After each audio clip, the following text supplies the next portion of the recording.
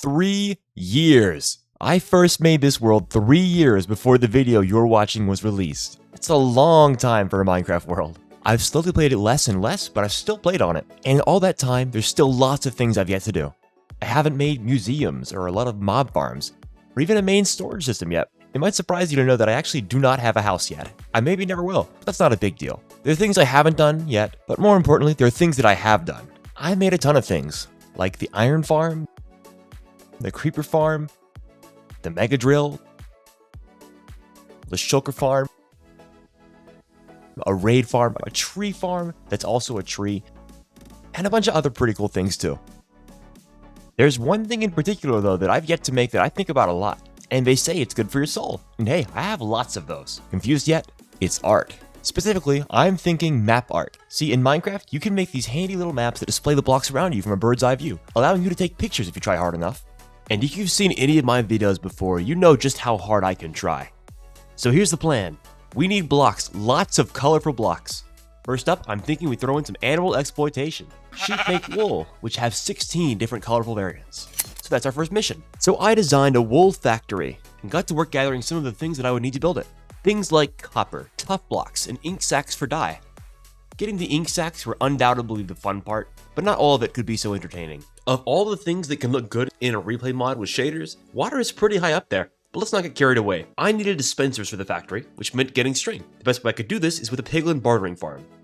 I didn't know how to make one of these, so I consulted the Shovelcraft channel and modified it a little. These use gold, which I have lots of, to generate piles of many items, some of which are string. As you can see, it works pretty well. And after a few hours, I had all the string I'd need. This is one of those farms that just has to work, not look pretty. And after avoiding some gas on the way back, it was time to get started. I decided it was going to be on the island that I made back in the creeper farm video. And after I connected it to the nether hub with the big portal, I started at the floor, which is probably the most intuitive way to do it, I'd say. I wanted to go for an industrial look, so I threw in several types of bricks, included sea lanterns and copper as a nice complementary touch. I decided pretty early on that I wanted to try going layer by layer. And this way, you get to see what the sheep stations look like too.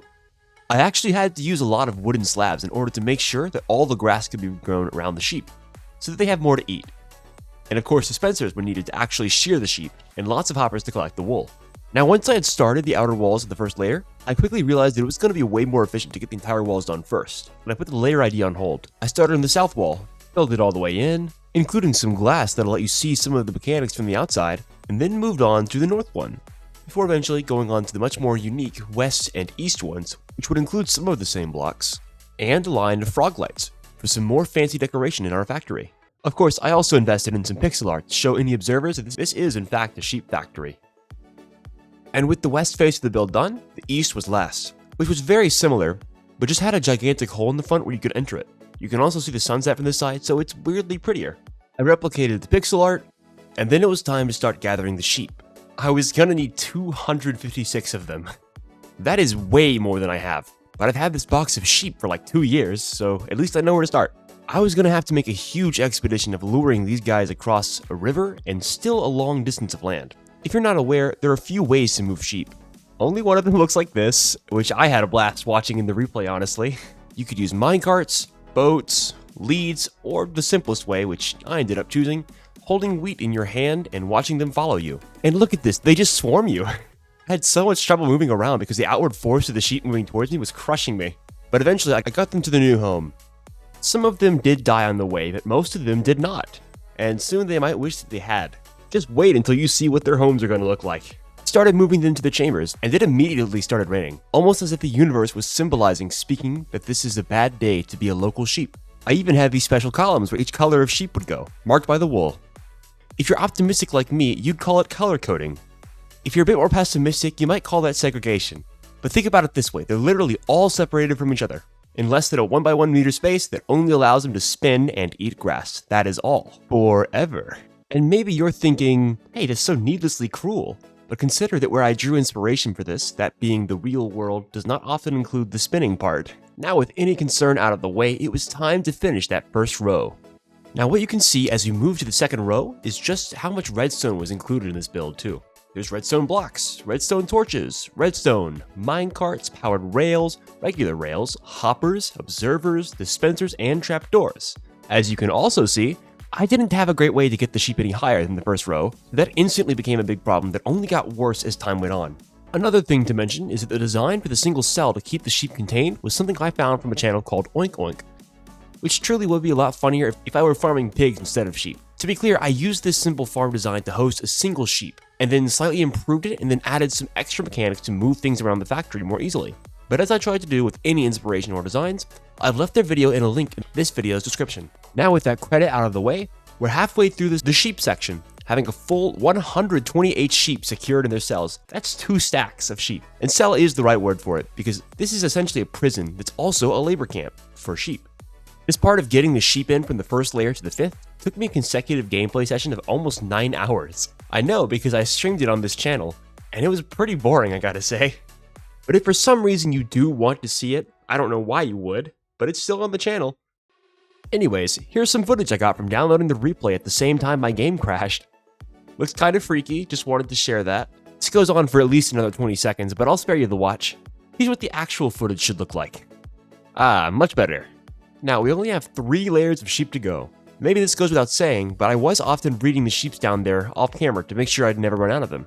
Like I said, I don't just have 256 sheep lying around, but this really did take a lot of monotonous grinding. But as time went on, so did I. Wasn't that long before I reached the top layer. And finally, the last row marked the 256th sheep being contained. That's 4 stacks of sheep. And then it was time to move to the roof design. There was a lot of thought put into where the wool could go, and just how the mechanics of the farm would work.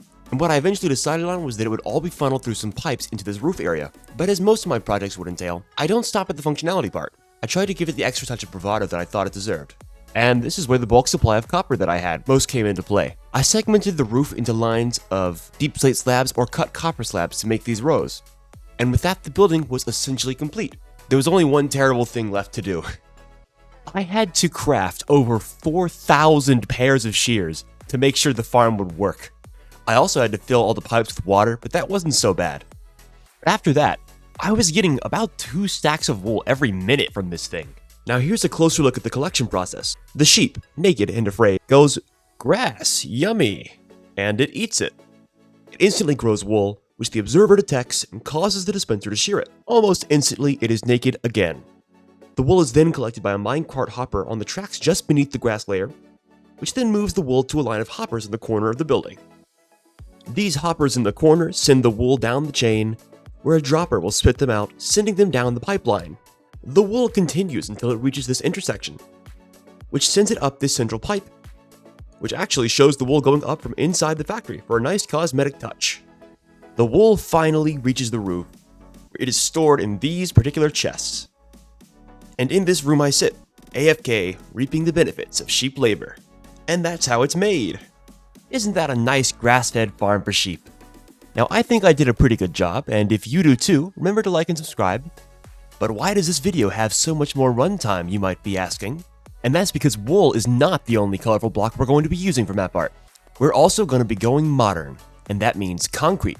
A concrete factory. So what am I doing in the end? I'm breaking the end portal, because we're going to be duping gravity blocks. This is actually another point of contention among Minecraft players about what constitutes cheating. This machine is going to be cloning falling blocks at world spawn. I consider it to be vanilla though, because much like the TNT duping I've discussed before, it's both popular amongst vanilla Minecrafters and hasn't seen any effort by Mojang to patch it, so I welcome it as a valid strategy. Especially since you can't farm some of these things otherwise. And we're back to the overworld where I have to finish up this farm. This is actually a farm from the wonderful and helpful channel ENX04. And to be clear, this can make about 45,000 concrete per hour, averaging to over 700 a minute, and thus over 12 every second. Everything beyond this point though is my own addition to the farm. That addition is mostly making a storage system so that I can easily collect all that concrete, sand, and gravel from the machine. It's unbelievably effective, so getting a machine that can store all this was pretty tricky, and took me many hours in itself both to design and build. When it comes to redstone variations, this is actually more expensive to make than the entire sheep factory, even though the machine takes up less space. I'll also mention that this still gigantic concrete factory will not be getting the cosmetic treatment that the sheep factory did. Mostly because I don't think I have enough time to do that and release this video on time, but also partly because I didn't want to. Now as for how strong this storage system is, it uses shulker boxes and precise item sorting to store over 500,000 of any variant of concrete, concrete powder, sand, or gravel. At full capacity, this would hold over 15 million blocks.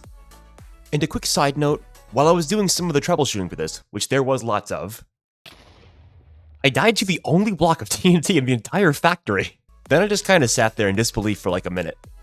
To my memory, this is the 6th death I've had in the entire 3-year span of the world. But with the concrete factory done, it was time. Then with the help of a 20-year-old website and some selection of only the greatest memes, finally got started on the home stretch of the map art. The first one was almost a test run. This one took several hours, mainly because I had to place things in a diagonal, and because I had chosen too many different kinds of blocks to include. Among those block choices was sand, which definitely ended up being a mistake too. It looked so weird too, but it felt like it could have been much easier. The second one was much larger, but from here on I wanted to do them flat. It was so much simpler. Because it was 4 times larger though, this one took like 5 hours just to place all the blocks that I already had. I felt I had a pretty good grasp on the best way to approach each of them. I would usually choose a 1x1 map on a flat plane, but one of them I chose the staircase again, just because it needed a little bit of extra detail. So in a dozen or so hours of placing blocks, I had 5 map arts just waiting to be flexed. In a quick complaint, making these at night was nice because I could easily see what blocks were missing, but it meant I had to deal with moments like this.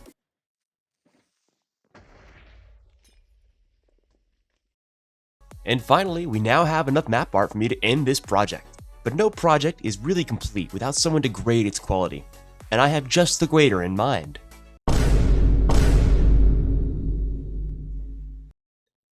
We are live.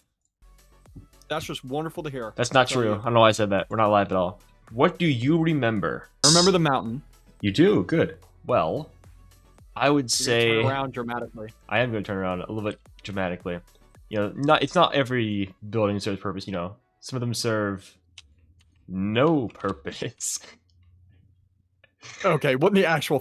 Wait, is this actually the most recent fucking thing that you built? Kinda, yeah.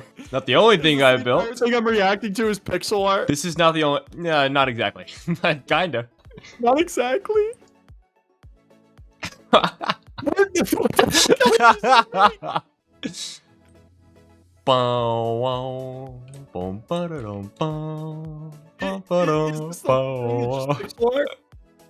How long did you spend? What? Nerd emoji, nerd emoji, nerd emoji. Okay, so pixel art was the idea. That was the grand plan, but it's not all that I did. It's okay. So first, we're gonna look at how I got to the pixel art. You serve no purpose. Okay, let's do that. We have a sheep farm. Wow. Ignore the lack of grass and terraforming here. I was too lazy. I'll do it one day, not today. There are 256 sheep, all embedded in this building. Holy. See, they eat, they grow wool, they send them up to the top, and they're sorted. What happens when you run out of shears?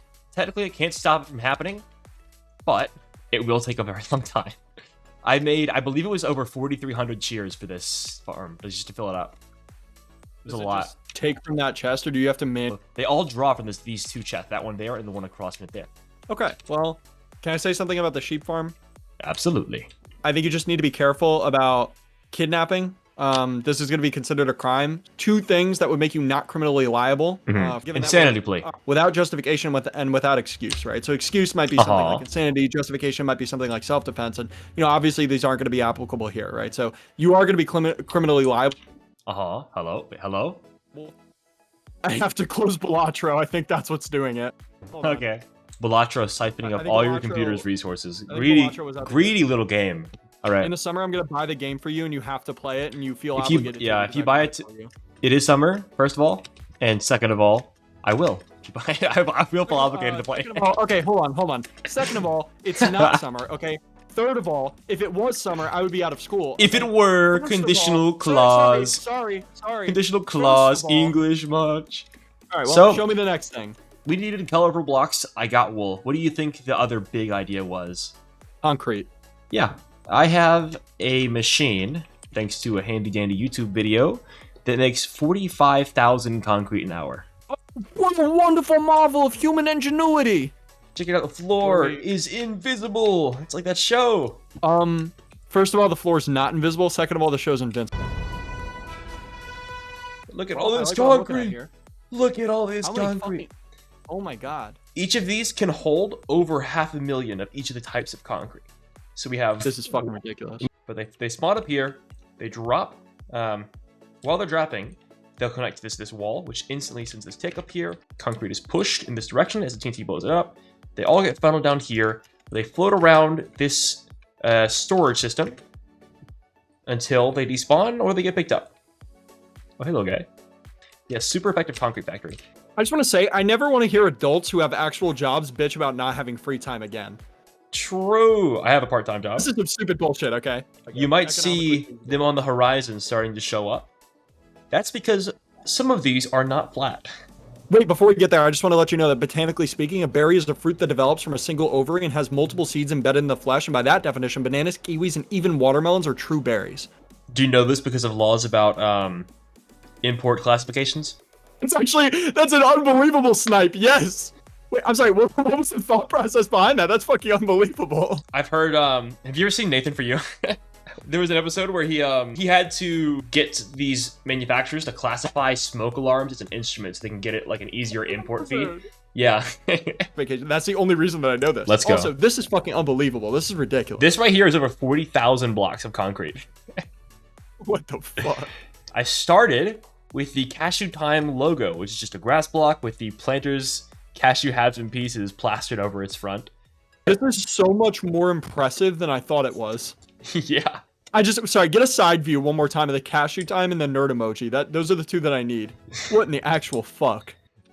When maps process like overhead data, they check to see if there is a corresponding block to its north face. Like if there's a block to the north, it shades it very slightly darker. Well, two mistakes I made early on. First of all was this, you can't actually use a ton of blocks. It gets really messy because I place a sand block here using Lightmatica, like I just auto place it, and then it just falls through the floor all the way. Like you might even see there's a lot of sand. Yeah, you see all the sand that fell down here. Nice. So that was like one of the first mistakes I made. The second mistake was just in general scaffolding it up. Like having compared like the versions that didn't have this scaffolding effect and the ones that were just flat, they were about the same. This one's a little better. It was not worth the extra time that I spent making all this. Third mistake was using wool, because I'm not carrying shears around. If I misplace a block, I can't break it easily. The concrete factory is like, I want to guess, somewhere in the ballpark of 9 times faster than the wool farm, so it's just a better option. So using concrete is just like by far the best option. I did not make those mistakes when I turned to the second one. I made a second mistake, which was making it too big. It's 40,000 blocks. It took me at least 5 hours to do this. This might be the largest structure in my world right now. It's possible. This Low Tier God meme image. And the third one was Saul Goodman. This one went pretty smoothly. Well, I considered making this one larger, but I was like, I do not want to spend another like 5 hours making this. You can tell it's Saul Goodman. I think you can. Yeah, I mean, you absolutely can. Yeah, okay. The weird thing about the Saul Goodman and the Low Tier God one is it has all this white shit on top of it, but you don't see that on the map. Yeah, that is called snow. So because it just snowed. Okay, yeah. On, yeah. I'd place like thousands of blocks. I'd scoop up all the snow, and then I'd go back to placing it. And then like within like 30 minutes, it would start snowing again. I'd have to fly away as fast as I could to make sure snow wouldn't fall everywhere and completely level the thing. But I could never like get it to stop. It just kept happening over and over again. Eventually, once I finished them, I was like, okay, I don't care about. I don't have to clear them anymore. I'm not going to. Less than 90 minutes, I think. These actually went pretty fast because it's just like 3 colors. It's very simple. Yeah. And then this one took me probably like 2 or 3 hours to do this today. What you're using like a mod to make sure, like, I'm assuming you didn't do all the you didn't do shit by yourself, right? Like, there's a website that allows you to enter in the blocks you want to use. It gives you like an MBT file that you can use in Lightmatica. Got all these things here. I want to see if I can show one. Do I have one selected? Let's see. Yeah, this is Lightmatica. So this looks miserable. So the cool thing is you don't actually have to like go in and place the blocks in the same way you would normally in survival. You can press this thing called easy place mode, and then as long as you're looking at it and you have the block in your inventory, it'll place it in the right spot for you. I have shown you this before. You probably forgot about it. I completely forgot about it. But yeah, we got 5 fantastic map arts here. Any suggestions for what we should do for the next one? Let me Balatro.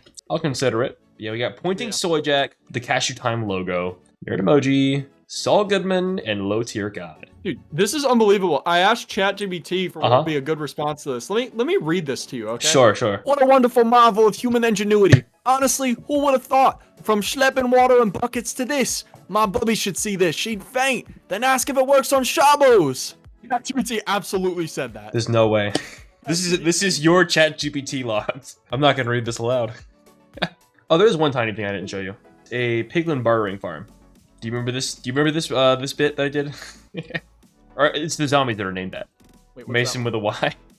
So this video is actually releasing 3 years after I made the world. Jesus. So is this like your anniversary? Yeah, pretty much. Yeah, you know what? Fair enough. Where's the pickling farm? It's down here somewhere. Hold on. Whoa! Alright, check it out. We got some more slave labor. I'm gonna die. Hold on. Oh, wait a minute. Wait a minute. Yeah, this thing overflows really fast. But it makes string. It makes a lot of stuff. It makes obsidian. Makes crying obsidian. Yep. It's not just slave labor. It's like Oh, I see. it's like turning them into an engine powered by gold. Beautiful. Well, I guess I gotta end it off by...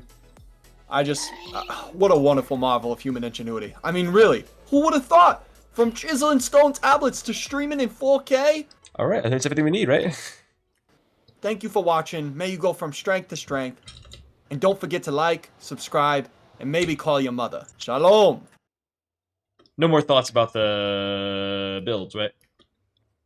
I fucked with the pixel art conceptually. A little more running on, maybe a little more running around in circles. Yeah. I started Yeah, I think I you started should like do 5 that times. for the video. Nerd emoji, nerd emoji, nerd emoji.